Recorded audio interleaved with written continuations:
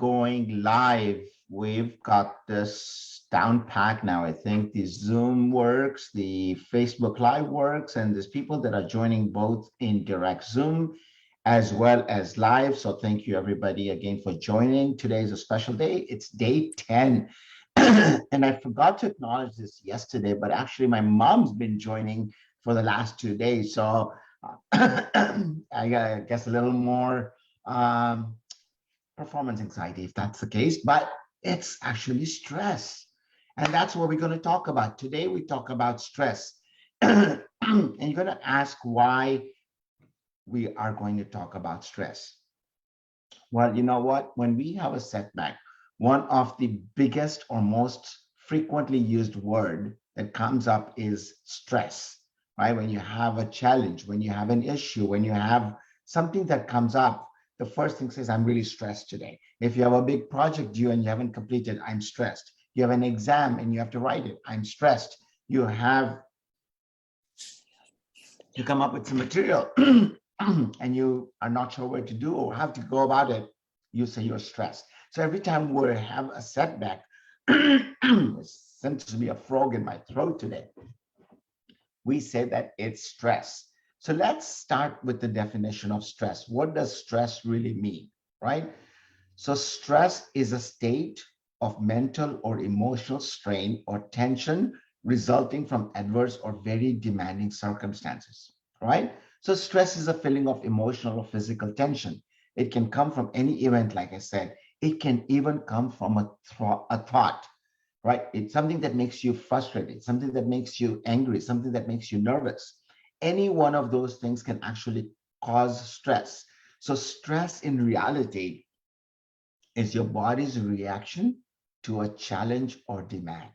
Let me repeat that. Stress is your body's reaction to a challenge or demand. And today we're going to actually look at that and see how you can spot stress, spot stress and how it can impact different areas of your body. So the effects of stress on our body are actually multiple, right? But before we go into the details of where those are being played, let's just review what we have covered so far, right? Over the last few days, we have discussed what is your ikigai, right? And when we looked at our ikigai, that is our purpose of being. That is the reason we wake up. So when we haven't found our ikigai and we sort of struggle to find our purpose in life, even when we have everything, you look at people with all the riches of the world and you say, well, that's the life that they're living. That's great. But yet there's something missing. And then you have somebody who is actually struggling, constantly feeling setback after setback. Why is that the case? And when we're not knowing our ikigai, we sort of go into that stress mode because we go into competition versus our creation. We have expectations that we talked about that lead to disappointment rather than intention. And so when our expectations are not met, when we're in this constant competitive mode to do better and to better do and to better, we start questioning our purpose. We start questioning our abilities. We start questioning our responsibilities. We feel that we are due more from society than we're giving. We create this almost entitlement, and that entitlement that leads to even more stress. And this ends up creating what we talked about last week earlier, is it creates a prison sentence. So in the coming days, we will go deeper into the discussion of what and how that mindset can be adjusted so that you have the right mindset to overcome this prison sentence, to overcome this setback by not looking at expectations, but looking at intentions, to move from being competitive to being creative and tapping into your intuitive. And when all of this is managed, life becomes easy. But when it's not managed, that's what causes us stress. And stress can affect different people in different ways. We all handle stress differently. So let's look at primary and secondary stress responses. So primary stress responses are like immediate responses that we look at, right? And immediate would be, let's say, you're walking and you are attacked by an animal. That would be an immediate response, right? In that case, our skin actually goes pale because the blood is diverted into the vital organs. We start sweating, right? So that there is this cooling that happens underneath us. That's our body's way of reacting. Our blood actually thickens. And the reason it thickens is that it allows to carry more oxygen to the fight or flight response that we have. So if it's a cut or something that you've had, it will go in there to stop the bleeding, right? Our heart begins to pound, right? When we get scared, for instance, right? Even if it's just a kid that's trying to have fun with us, our heart starts pounding. We start sending blood around the area that needs the energy, and we start creating hormones, right? Our bladder and rectum muscles actually relax. And that's why you have accidents sometimes, right? When somebody gets scared, you say, is scared to shit, or, he's scared, he peed in his pants. That's because those particular organs actually relax. Our lungs actually start dilating. We start breathing heavy, right? And our liver converts the blood so that we have more sugar in our body. But the biggest impact that I found is actually in our digestion, right? Processes actually shut down as blood is diverted everywhere. So when you have constant stress, which is a case that I had for the longest time, I had stomach issues constantly. And I could not believe the change when that stress actually changed. And I learned how to manage the stress. Stress never really goes away, right? We all live a life. Stress will be there irrespectively. But when that stress is gone, our digestive system works better.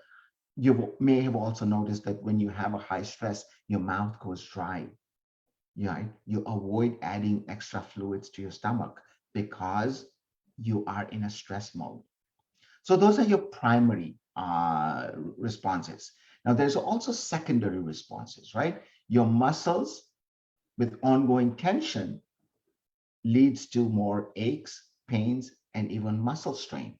So often we complain about headache. It's because we're so tied up with stress that actually creates headache. Our body is really, really smart, right? We'll talk about this in coming days. It knows how to react. So when you have a headache, it's actually the body's way of telling you that there's something wrong. You need to address it. There's a misalignment in your body. You need to look after it. When there's less blood supply to our skin, it leads to diseases. We wonder why we have skin diseases, right? Often we say it's due to external circumstances. But have you ever looked at it that it could be because of internal circumstances? Remember that prison sentence that we talked about? If you're constantly talking about that in your mind, and 70% of our body is actually water, and we talked about the prison sentence, the water can create in our body.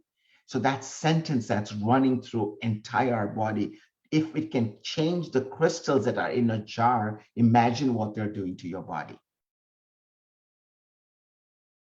And if the water is being impacted, then the blood is being impacted, right? And so when the heart has to work hard, the blood gets thicker, and then we end up with a heart attack, right? And we wonder why stress causes heart attack. And because when we have stress, our cholesterol levels actually go higher.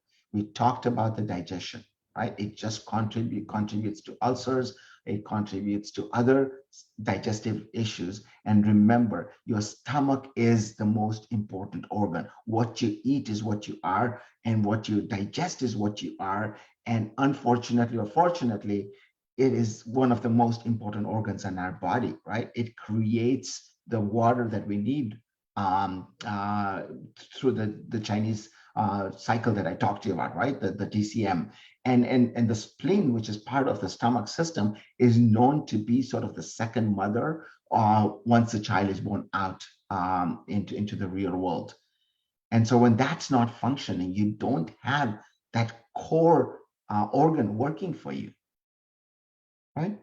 And so it's really important to realize that stress not only has this primary response that we talk about, but it's an ongoing thing. And so when stress is there for a long period of time, it can have major impacts. And the major impact of stress come to physical. Actually, I'm going to move this slide because that should have been removed.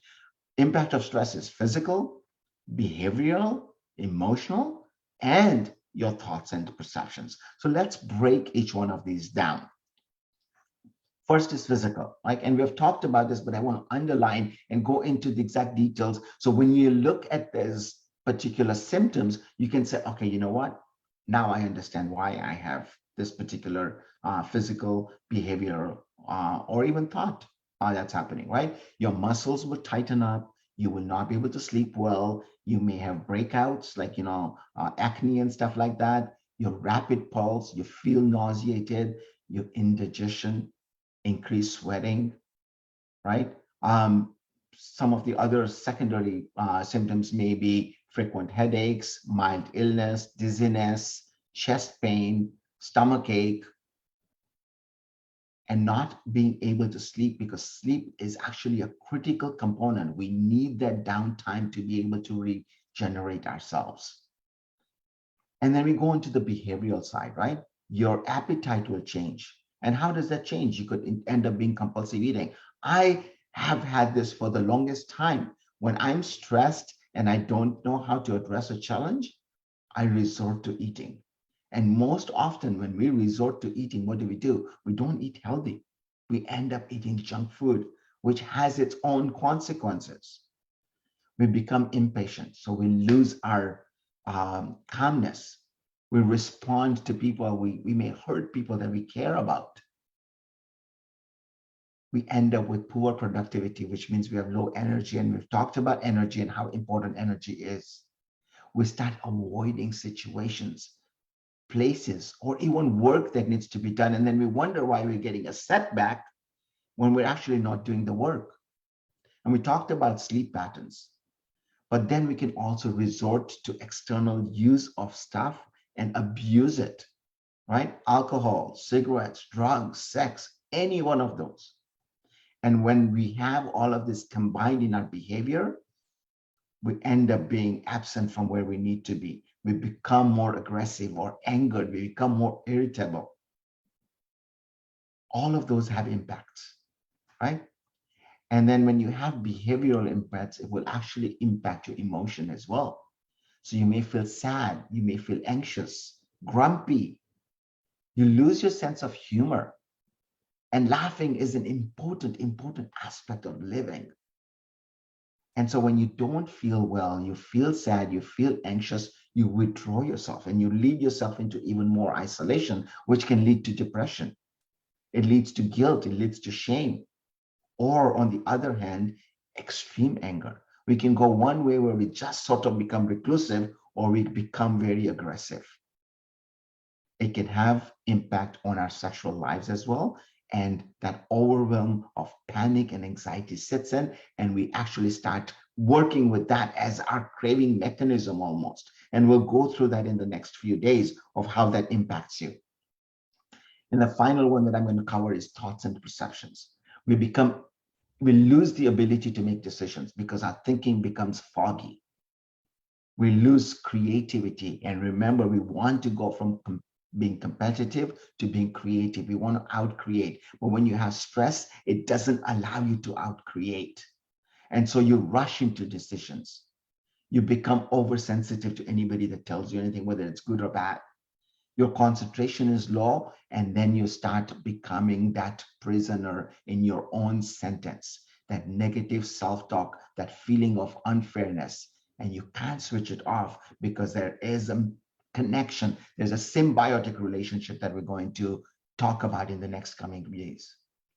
So let me underline that not all stress is bad, right? There is some stress that is actually good. Good stress is eustress, is the stress that allows you to be excited. Your pulse sort of quickens, your hormones surge, like, when you are going to perform, there's a little bit of stress, but it's good stress because it allows you to give the best performance. Every time I come and speak to you over here, I have that stress, but it's a positive stress. I'm directing it in a positive manner. A small dose of stress actually is a positive thing. It allows for healthier habits. People who maintain a low level of stress actually face their challenges better. they work out better, they live longer than those who have absolutely no stress and just relax, have nothing to do, because that's the other extreme. We always want to create a balance. We don't want to go one extreme or the other. So over stress and not doing anything and just saying, so be it, is not good as well, right? So what are some of the common chronic stressors? Relationships, money, work, unmanaged health or mental health problems, racial inequalities, or perceived loss. And we are going to address this through the circle of or wheel of life and see where we are at all of these and how do we address it. When I work with my clients, that's exactly what I do is I ask them to do the wheel of life first. Where are you in all of that 8 quadrants in your life? Is it a perfect circle or is it really jagged where you're constantly going to be seeing setbacks? Both good and bad stress result in your body releasing hormones. They release adrenaline, cortisol. Adrenaline sometimes is good, sometimes it's bad. Cortisol is definitely creates a negative impact in your body, right? When you're going to meet a friend or you're going on a date, you sometimes have butterflies in your stomach. That's okay. That's a good stress. When you're going to be playing a game, that's a good stress. But as long as you direct it in the right manner, that you don't do it out of competition, but you do it out of our creation. Ultimately, what distinguishes good stress from bad stress is how you react or feel about that particular experience. And I'm going to end with this slide over here. Um, Actually, 2 more slides. If you change the way you look at things, then the things you look at change. Wayne Dyer, this is probably one of the most profound statements that's out there that every coach uses, right? Change the way you look at things and the things you look at change. And how do you do that? How do you reduce stress? Well, eliminate the stress wherever you can. Try and see what you can do about it. List what you need to do. Accept it, that there are events that you can't control, that things will happen. Life happens. Think positive thoughts. Get support, a friend, a family friend, somebody from schools, your teachers, your mentors, coaches. Add relaxation techniques every day in your routine. Meditation helps with that tremendously. Stay healthy and fit, because when you're healthy, you actually have the ability to address that. And above all, get a good night's rest. Now, I did have a story to share with you, but I am over my time. So we will catch up with this story the next time. I want to thank you all for being here today. It's been a real pleasure being with you for 10 days. We're almost at halfway. Can we believe it? Because day 21 is going to be more about answering questions and putting everything together. So today actually is the halfway point before we complete. Thank you all for that have joined. I know there's a ton of you that are watching YouTube videos or going online. I appreciate it. Put your comments down what you got out of this today. What are 3 things that are causing you stress? And what are 3 things that you can do to eliminate that stress? I will see you all tomorrow. Thank you and have an awesome day. Thank you. Thank you.